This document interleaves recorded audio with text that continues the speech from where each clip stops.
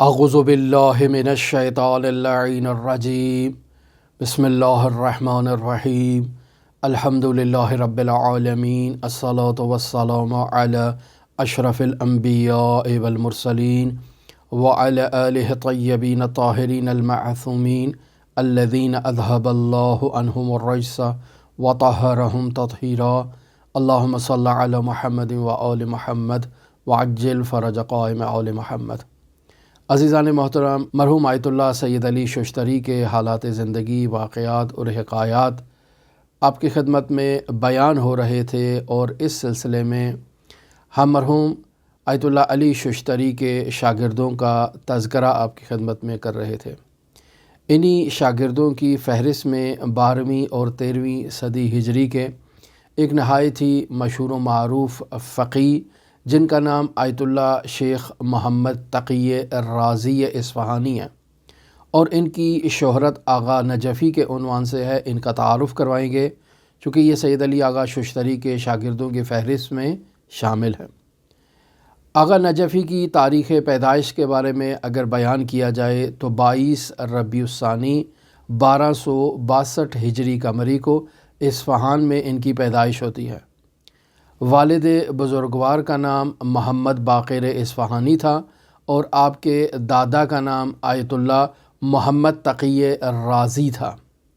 آیت اللہ محمد تقی رازی بہت ہی مشہور و معروف شیعہ فقیہ گزرے ہیں، اور جن کی مشہور کتابیں ہیں، جن میں ایک کتاب ہدایت المسترشدین موجود ہے۔ آیت اللہ محمد تقی رازی جو ایرانی قاجری بادشاہ ہیں ناصر الدین شاہ قاجار، ان کے دور حکومت میں ایک نہایت ہی عظیم الشان فقیہ تھے، جبکہ ان کے پوتے آغا نجفی انہوں نے ابتدائی تعلیم اپنے والد بزرگوار کے پاس حاصل کی، اور اعلیٰ تعلیم کے لیے یہ نجف اشرف عراق چلے گئے۔ عراق جا کر آغا نجفی نے مرحوم مرزا محمد حسن شیرازی سے استفادہ کیا، شیخ مہدی کاشف الغطا سے استفادہ کیا، شیخ رازی نجفی سے استفادہ کیا، اور ان 3 شخصیات سے فیض حاصل کرنے کے بعد اجتہاد کے منصب پر فائز ہو گئے۔ آغا نجفی نے تہذیب النفس اور اخلاقی میدان میں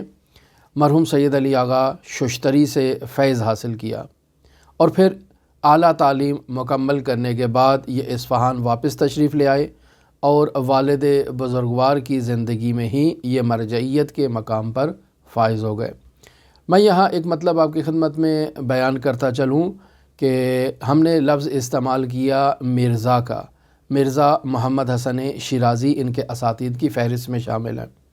بعض لوگ یہ تصور کرتے ہیں کہ مرزا کا کلمہ سادات کے مقابلے میں استعمال ہوتا ہے،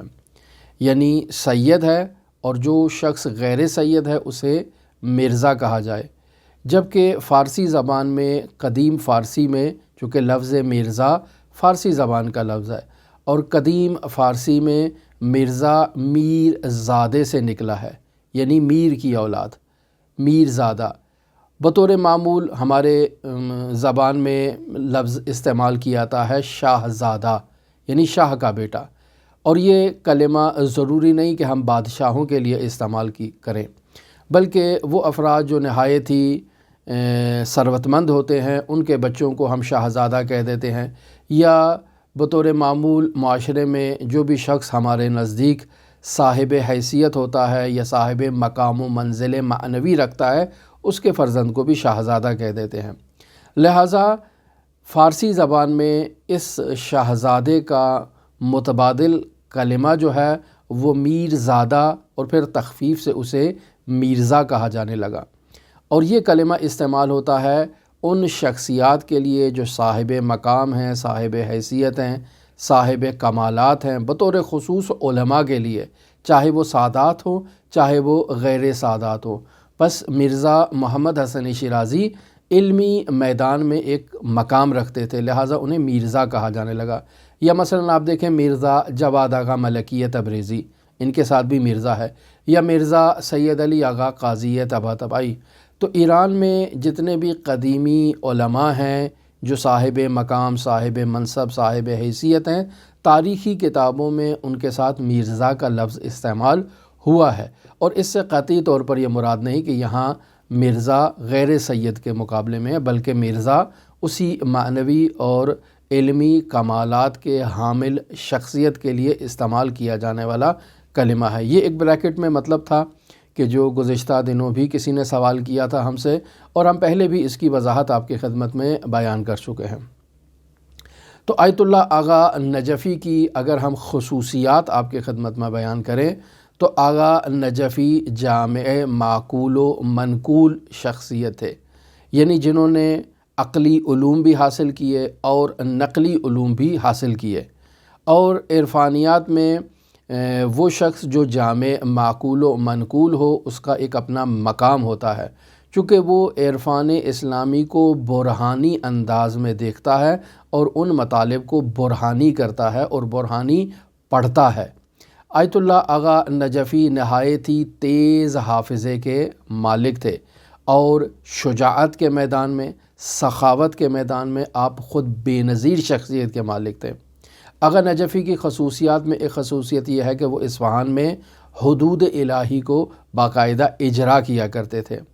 طلاب علوم دینیہ کے ساتھ حسن سلوک کرنا، ان کی مدد کرنا، ان کی زندگی میں موجود مشکلات کو برطرف کرنا، یہ بھی آغا نجفی کی خصوصیات میں شامل تھا۔ آغا نجفی اپنی مرجعیت کے دور میں شہنشاہی ظلم و ستم سے عوام کو نجات دلانے میں اپنا کردار ادا کرتے تھے۔ تہران میں مرکز میں ناصر الدین شاہ قاجار کی حکومت تھی، تو اصفہان میں اس کا بیٹا حکم فرما تھا۔ آیت اللہ خود معنوی اعتبار سے طاقت رکھتے تھے، ایک مقام رکھتے تھے، لہٰذا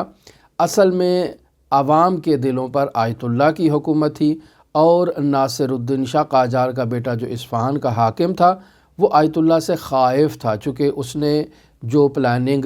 کرنا ہوتی تھی، لوگوں پر ظلم ڈھانے ہوتے تھے، جو لوگوں کے اموال کو غارت کرنا ہوتا تھا، چونکہ حکومت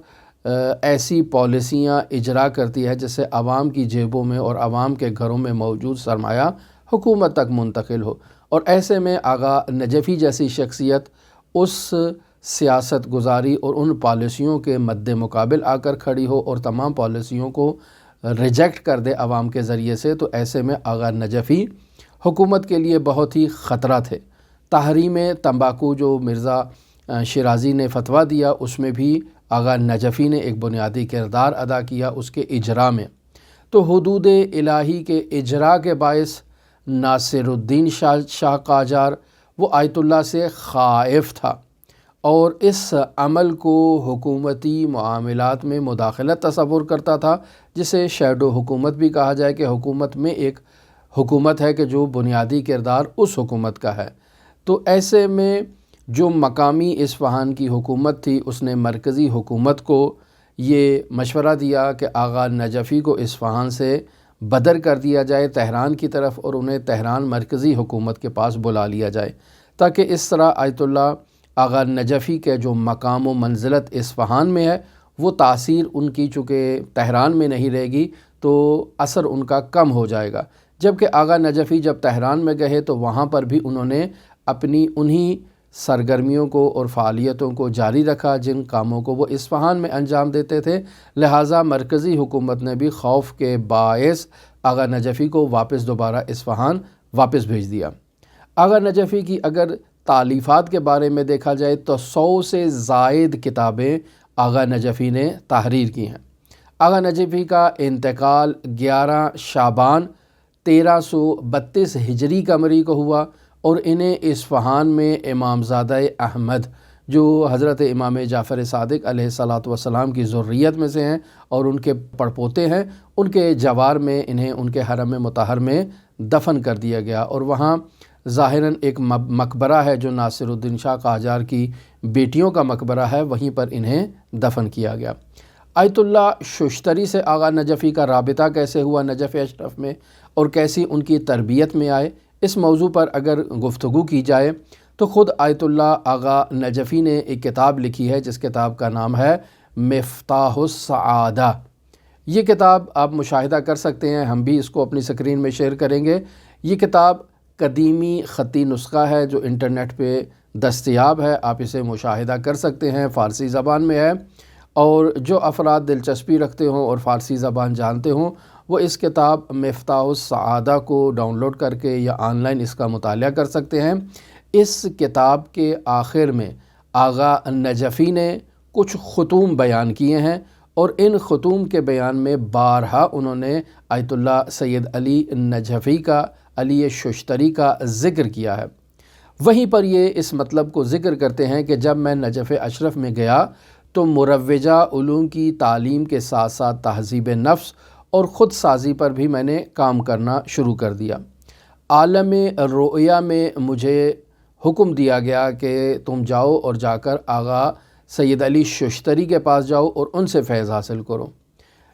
ان دنوں آغا ششتری مسجد کوفہ میں وظائف انجام دے رہے تھے اور وہاں مصروف تھے عملیات میں۔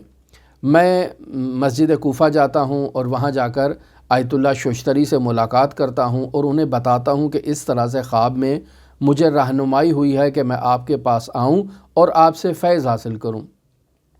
تو آغا ششتری کہتے ہیں کہ مجھے بھی اس قسم کی رہنمائی ملی ہے کہ میں آپ کی ہدایت کروں، لہٰذا آپ جو مجھ سے فیض حاصل کرنا چاہتے ہیں، سوال پوچھنا چاہتے ہیں، آپ پوچھ سکتے ہیں۔ لہٰذا آغا نجفی کہتے ہیں کہ میں آغا ششتری سے سوال کرتا اور وہ مجھے جواب دیتے، حتیٰ بسا اوقات آغا ششتری میرے ذہن میں یا میرے دل میں پوشیدہ سوالوں کو بھی جواب دے دیتے اور میں ان سے اس مسائل میں بھی فیضیاب ہوتا۔ آغا نجفی نے اپنی اسی کتاب مفتاح السعادہ میں بہت سے اسرار کو بیان کیا ہے۔ مثلا وہاں وہ آغا سید علی ششتری سے اس بات کو نقل کرتے ہیں کہ سیر و سلوک ایک ایسا علم ہے کہ جس کا تعلق معرفت سے ہے، اور اس معرفتی علم کو حاصل کرنے کے لیے ایک معنوی استاد کا ہونا ضروری ہے، اور وہ استاد عالم ربانی ہونا چاہیے۔ ایسا عالم ہونا چاہیے جو صاحب علم لدنی ہو، یعنی جس کا ڈائریکٹ رابطہ صاحب علم سے ہو اور وہ وہاں اس منبع سے فیض کو اور کمالات کو دریافت کرے، اور وہ اپنے شاگردوں کے اوپر مکمل احاطہ رکھتا ہو اور شاگردوں کی رہنمائی کر سکے اور انہیں صراط مستقیم پر گامزن کرنے میں اپنا کردار ادا کر سکے۔ پھر یہاں اس مطلب کو نقل کرنے کے بعد آغا نجفی بیان کرتے ہیں کہ دیکھ لو اور جان لو کہ علماء کی 3 قسمیں ہیں، عالم باللہ ہے، عالم باحکام اللہ ہے، اور وہ عالم ہے کہ جو ان دونوں کا جامع ہے، یعنی مقام جم پر فائز ہے، یعنی عالم شریعت بھی ہے اور عالم حقیقت بھی ہے۔ پھر آغا نجفی رحمۃ اللہ علیہ یہیں اسی کتاب مفتاح السعادہ میں بیان کرتے ہیں کہ ایک مرتبہ میں اپنے ایک عزیز بھائی جو ہے ان کے ساتھ، جن کا نام ذکر کیا ہے محمد حسین، ان کے ساتھ میں مسجد ساحلہ میں حضرت امام زمان اجل اللہ تعالی فرجہ شریف سے استغاثہ کرنے میں مصروف تھا۔ میں مسجد کے ایک کونے میں استغاثہ کر رہا تھا اور ہمارے یہ عزیز بھائی جو ہیں یہ مسجد ساحلہ کے وسط میں استغاثے میں مصروف تھے۔ اچانک یہ میرے بھائی مجھے آواز دیتے ہیں اور اپنے پاس بلاتے ہیں اور مجھ سے سوال کرتے ہیں کہ کیا تم نے اس شخص کو یہاں سے گزرتے ہوئے دیکھا؟ میں نے کہا نہیں، میں تو یہاں کسی شخص کو گزرتے ہوئے میں نے یہاں سے نہیں دیکھا۔ تو پھر وہ کہتے ہیں کہ یہاں ابھی ایک شخص آئے تھے اور انہوں نے مجھے یہ خبر دی کہ نجف اشرف میں آیت اللہ سید علی آغا ششتری کا انتقال ہو چکا ہے۔ ہمارے لیے یہ خبر نہایت تعجب آور تھی، لیکن صبح الطلوع ہم نجف اشرف پہنچتے ہیں اور وہاں جا کر مشاہدہ کرتے ہیں کہ واقعاً وہ خبر درست تھی اور آغا ششتری کا انتقال ہو چکا تھا۔ پھر یہ آغا نجفی اپنی اسی کتاب مفتاح السعادہ میں لکھتے ہیں کہ جہاد بن نفس کے دوران، یعنی تہذیب نفس کے مراحل کو عبور کرتے ہوئے اسی دوران ایک دن نہایت ہی خوبصورت شکل میں یہ دنیا میرے سامنے ظاہر ہوئی اور مجھے مخاطب ہو کر کہتی ہے کہ تم نے اب تک 3 مرتبہ مجھ سے نکاح کیا ہے اور مجھے طلاق دے دی ہے، لیکن اگر اب کے بار تم نے مجھ سے نکاح کیا تو میں تمہیں قتل کر دوں گی اور پھر تم دوبارہ زندہ نہیں رہو گے اس دنیا میں۔ آغا نجفی پھر اپنے تہذیب نفس کے دوران مجاہدتوں کو بیان کرتے ہوئے ذکر کرتے ہیں کہ ایک مرتبہ عالم رؤیا میں نے حضرت عیسیٰ علی نبینا و علیہ الف التحیت و ثنا کو ان کی زیارت کی اور انہوں نے مجھے کہا کہ تمام گناہوں کی بنیاد جو ہے وہ حب دنیا ہے، اور تمام اخلاقی فضائل کی بنیاد جو ہے وہ زہد ہے۔ در حقیقت یہ بیان بھی وہی حدیث کی طرف بازگشت کرتا ہے کہ حب الدنیا رأس کل خطیہ، کہ دنیا سے محبت ہر خطا کی بنیاد ہے۔ ختوم کے بارے میں آغا نجفی نے چونکہ اسی کتاب مفتاح السعادہ کا آخری چیپٹر جو ہے وہ ختوم و اذکار کے بارے میں ذکر کیا ہے۔ ختم کسے کہتے ہیں؟ ختوم ایسے اعمال و اذکار کو کہا جاتا ہے جو کسی خاص وقت اور خاص شرائط کے ساتھ خاص جگہ بیٹھ کر انجام دیے جا سکتے ہیں، تب جا کر ان کا اثر ہوتا ہے۔ جب ہم ختم کا ذکر کرتے ہیں یا کچھ ایسے وظائف کو ذکر کرتے ہیں تو بعض افراد فارسی زبان میں کہتے ہیں چانے زدن۔ بعض افراد ہم سے کومنٹ کے ذریعے سے یا واٹس ایپ کے ذریعے سے یہ جو ہے نا وہ چانے زدن کا مصداق بنتے ہیں۔ جس طرح ہمارے زبان میں معاشرے میں خواتین جب دکان پہ جاتی ہیں اور کوئی چیز خریدنے کا قصد رکھتی ہیں تو وہ دکاندار سے رعایت کرواتی ہیں، اور اس سے فارسی زبان میں اس رعایت کو چانے زدن کہتے ہیں کہ بھئی اس طرح کر لیا جائے، اس طرح کر لیا جائے۔ تو جب ذکر بیان کیا جاتا ہے تو بعض لوگ کہتے ہیں ہم 1000 دفعہ انجام نہیں دے سکتے، کہ 800 دفعہ انجام دے دیں؟ ہم صبح کے وقت نہیں دے سکتے، شام کو دے دیں، شام کے وقت نہیں دے سکتے، دوپہر کو دے سکتے ہیں، ہم ایک جگہ پر بیٹھ کے نہیں دے سکتے، ہم گھوم پھر کے دے سکتے ہیں۔ اسے فارسی زبان میں چانے زدن کہا جاتا ہے۔ دیکھیں عزیزان محترم، ختم نہیں ہے یہ، ختم اسی چیز کو کہا جاتا ہے جو تعریف اس کی بیان کی گئی ہے کہ جسے خاص وقت میں خاص شرائط کے ساتھ انجام دیا جائے تب اس کا اثر ہے، وگرنہ اس کا اثر نہیں ہے۔ ٹھیک ہے آپ اس کو رجائے مطلوبیت کے تحت انجام دینا چاہیں تو دے دیں، لیکن وہ تاثیر جو اس ختم سے متعلق ہے وہ انہی شرائط کے ساتھ ہے۔ اگر آپ ان شرائط کے ساتھ اس کو انجام دیں گے تو آپ کو فائدہ ہوگا، وگرنہ آپ کو فائدہ نہیں ہوگا۔ لیکن آپ مطلوب مولا کے عنوان سے اس کو انجام دیں، انشاءاللہ خداوند متعال اس کا اجر آپ کو دے گا، اس کا ثواب آپ کو دے گا، لیکن وہ ختم نہیں رہے گا۔ پھر یہ ختوم جو بیان کیے جاتے ہیں ان میں سے بعض روایات کا نچوڑ ہوتے ہیں، بعض ختوم ایسے ہوتے ہیں جو علماء صالح کے تجربات پر مشتمل ہوتے ہیں۔ ہم پہلے بھی اس بات کو بیان کر چکے کہ وہ ختوم جو روایات کا نچوڑ ہیں، ان ختوم کو انجام دینے کے لیے آپ کو کسی کی اجازت کی ضرورت نہیں ہے۔ مستند روایت کے تحت ایک عمل بیان ہوا ہے، آپ اس عمل کو انجام دے سکتے ہیں۔ مثلا دعائے کمیل بیان ہوئی ہے، آپ اس دعائے کمیل کو روزانہ پڑھیں۔ اس دعائے کمیل کو آپ یا حدیث کسا کو یا اس کے علاوہ دعائے توسل کو، ان اعمال کو، یا دعائے ابو حمزہ سمالیہ، یہ روایات میں بیان ہوئی ہیں، آپ انہیں پڑھ سکتے ہیں۔ صحیفہ سجادیہ ہے، آپ انہیں پڑھ سکتے ہیں۔ ان کے پڑھنے کے لیے، ان پر عمل کرنے کے لیے آپ کو کسی استاد کی اجازت کی ضرورت نہیں ہے۔ یا مثلا قرآن کریم ہے، اس کی تلاوت ہے، اس کی تلاوت کی فضیلت ہے، ہر روز انسان ایک پارہ قرآن مجید کا پڑھے، تو اب سوال کریں کہ کیا میں کسی استاد کی اجازت لوں؟ نہیں، استاد کی اجازت کی ضرورت نہیں ہے۔ تو وہ چیزیں جو روایات میں بیان ہوئی ہیں، جو مستند ہیں، انہیں عمل کرنے کے لیے اجازت کی ضرورت نہیں ہے۔ لیکن وہ ختوم جو علماء نے ذکر کیے ہیں، جو روایات میں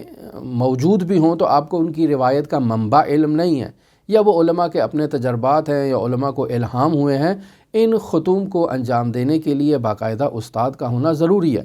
لیکن اگر آپ استاد کے بغیر بھی انہیں انجام دیں تب بھی یہ آپ کے لیے ثواب کا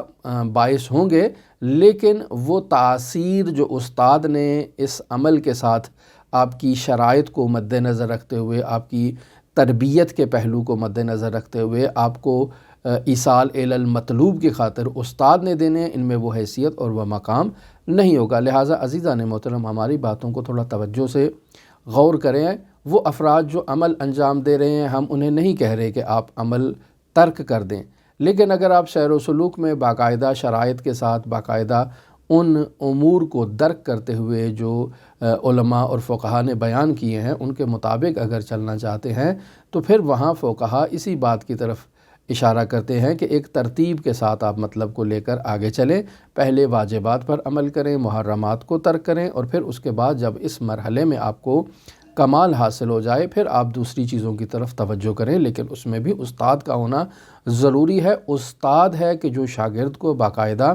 اس کی صورتحال کے پیش نظر رہنمائی کرتا ہے اور اسے کمالات کی طرف گامزن کرتا ہے۔ لہٰذا یہ ختوم بسا اوقات روایات میں اور بیان ہوئے ہیں، جنہیں ختوم ماثور کہا جاتا ہے، اور بس اوقات یہ ختوم علماء کے تجربات پر مشتمل ہوتے ہیں۔ لہٰذا یہاں آپ دیکھیں کہ علماء اور فقہا نے ان ختوم کو انجام دینے کے لیے شرائط بھی بیان کی ہیں۔ مرحوم آیت اللہ آغا نجفی اپنی اسی کتاب مفتاح السعادہ میں ختوم کو انجام دینے کے لیے کچھ عمومی شرائط کو بیان کرتے ہیں۔ مثلا پہلی شرط حیوانیات کو استعمال کرنے میں کمی لانا، اس کو ذکر کرتے ہیں، اور یعنی حیوانوں کا گوشت کھانا، جتنے بھی گوشت کی پروڈکٹس ہیں یا ڈیری پروڈکٹس ہیں، ان کے استعمال میں کمی لائی جائے۔ دوسرا جو شرط بیان کرتے ہیں وہ مباشرت میں کمی ہے، یعنی انسان ازدواجی تعلقات میں جو ہے وہ اعتدال لے کر آئے یا کمی لے کر آئے، یا حد اقل شریعت مقدسہ مطہرہ اسلامیہ میں جو کم ترین حد بیان کی گئی ہے اس حد کے مطابق اپنے واجب پر عمل کرنے کی جو ہے وہ حد تک اس کو انجام دے۔ یا تیسری شرط بیان کی گئی ہے قلت کلام، یعنی انسان بہت کم گفتگو کرے۔ چوتھی شرط جو بیان کی گئی ہے وہ قلت نوم ہے، یعنی انسان اپنے خواب میں کمی لے کر آئے، صرف ضرورت کے مطابق انسان سوئے۔ پانچویں چیز جسے عمومی شرائط میں بیان کیا گیا ہے وہ ذکر خدا ہے، یعنی انسان خداوند متعال کے ذکر سے غفلت اختیار نہ کرے، چونکہ غفلت جو ہے وہ ختم کے ذکر کو زائل کر دیتی ہے۔ حب دنیا ذکر کے اس ختم کو زائل کر دیتی ہے، یا حب جسمانیات، انسان اپنے جسم سے محبت کرے اور جسم سے متعلق جو چیزیں ہیں ان سے محبت کرے، تو اس سے انسان کے ختم کے اثر میں جو ہے وہ کمی آتی ہے۔ چھٹی چیز جو ہے وہ تحصیل فنا ہے، یعنی انسان ما سوی اللہ سے تقوی اختیار کرے اور پرہیز اختیار کرے، یعنی اس کے دل میں غیر اللہ کی محبت جو ہے وہ مستقل نہیں ہے، بلکہ اللہ کی وجہ سے غیر اللہ کی محبت اس کے دل میں ہو، تو یہ فنا کے مرحلے تک پہنچنے کے لیے بنیاد کیا کردار ادا کرتی ہے۔ انہی شرائط کو اگر آپ مد نظر رکھیں تو یہاں سے آپ کو صوفی متشرع اور صوفی غیر متشرع کا فرق بھی واضح ہو جاتا ہے۔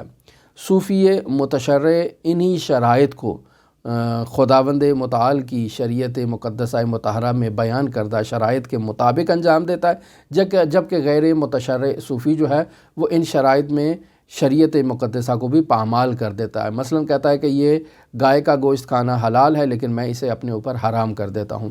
دودھ کا استعمال، دہی کا استعمال یا جتنی بھی ڈیری پروڈکٹس ہیں ان کا استعمال حلال ہے لیکن میں نے اسے اپنے اوپر حرام کر دیا ہے۔ تو یہ حلال الہی کو حرام کر دینا یہ غیر متشرع صوفی کا کردار ہے اور اس کا کام ہے، جبکہ صوفی متشرع جو ہے وہ ان چیزوں کو استعمال کرتا ہے چونکہ اللہ کی حلال ہیں، اور اگر استعمال نہ بھی کرے تو اس کی نیت یہ نہیں ہے کہ یہ حرام ہے، حلال ہیں لیکن مجھے ابھی میرے بدن کو ان کی ضرورت نہیں ہے لہٰذا ان سے دوری اختیار کرتا ہے۔ یہی مسئلہ مباشرت کا، وہ لوگ بالکل دوری اختیار کرتے ہیں جو غیر متشرع ہیں، جبکہ متشرع جو ہیں وہ کہتے ہیں کہ نہیں، شریعت میں ایک حد معین کی گئی ہے، اس حد تک ہمیں برقرار رہنا چاہیے۔ یا اسی طرح سے قلت کلام کا مسئلہ ہے، جو غیر متشرع صوفی ہیں وہ کہتے ہیں ہم نے چھپ کا روزہ رکھا ہوا ہے، کسی سے بات نہیں کریں گے، جبکہ جو متشرع ہیں وہ ضروری گفتگو اپنی زندگی میں جاری رکھتے ہیں۔ یا اسی طرح قلت نوم کا مسئلہ ہے، ذکر خدا کا مسئلہ ہے، تحصیل فنا کا مسئلہ ہے۔ تمام مسائل میں غیر متشرع صوفی شریعت مقدسہ مطہرہ اسلامیہ کو پامال کر دیتے ہیں، جبکہ وہ صوفی جو متشرع ہیں وہ ان کی پابندی کرتے ہیں۔ لہٰذا عرفان شیعی فقاہتی میں شریعت مقدسہ مطہرہ اسلامیہ بنیادی حیثیت کی حامل ہے۔ چوتھا مطلب جسے آغا نجفی وہاں ذکر کرتے ہیں اپنی کتاب میں، وہ یہ بیان کرتے ہیں کہ نجف اشرف میں تحصیل علم کے دوران کچھ مسائل کو سمجھنا میرے لیے دشوار تھا اور جن کا حل مجھے نہیں معلوم ہو رہا تھا۔ ایسے میں آغا ششتری نے مجھے کچھ اخلاقی امور کی طرف توجہ دلائی، تزکیہ نفس کی طرف توجہ دلائی۔ میں رات کو خداوند متعال کی عبادت کیا کرتا، نماز تہجد میں مصروف ہوتا، تضرع کرتا، گریہ وزاری کرتا، استغفار کرتا، معصور اذکار کو باقاعدہ پڑھتا، مسجد سہلہ میں میں جا کر عمل کرتا، وظائف کرتا۔ ایک میں نے عمل مسجد سہلہ میں انجام دیا تو 40 دن جب مکمل ہوئے تو صبح جب میں شط فرات کے پاس گیا تو وہاں میں نے ایک ایسے شخص کو دیکھا جو پانی پر چلتا ہوا میرے پاس آیا، پانی سے نکلا اور مجھے کہا کہ بیٹھ جاؤ۔ میں اس کے پاس بیٹھ گیا تو پھر وہ شخص مجھے کہتا ہے کہ مجھ سے جو پوچھنا چاہتے ہو مجھ سے پوچھ لو۔ میں نے اس سے سوالات کیے، اس شخص نے میرے تمام سوالات کا جواب دیا۔ اب میں اس سے پوچھنا ہی چاہتا تھا کہ وہ شخص کون ہے، تو وہ میری نظروں سے غائب ہو گیا۔ تو عزیزان محترم، یہ وہ شاگرد ہیں جنہیں آغا آیت اللہ سید علی ششتری کی شاگردی میں، جن کا میں نے آپ کی خدمت میں تعارف کیا۔ ان کا نام آغا محمد تقی رازی اصفہانی ہے، جبکہ ان کی شہرت آغا نجفی کے عنوان سے مشہور ہیں۔ ہماری دعا ہے کہ خداوند متعال آغا نجفی کے درجات کو بلند کرے اور ان کے استاد آغا سید علی ششتری کے درجات کو بلند کرے، اور ہمیں ان بزرگان کی کتابوں سے فیض حاصل کرنے کی توفیق عطا فرمائے۔ ہم آپ تمام عزیزان کے لیے حضرت علی ابن موسیٰ الرضا علیہ الاف و تحیت و ثنا کی نورانی بارگاہ میں نائب الزیارہ بھی ہیں اور دعا گو بھی ہیں۔ اللہم صلی علی محمد و آل محمد وعجل فرج قائم آل محمد۔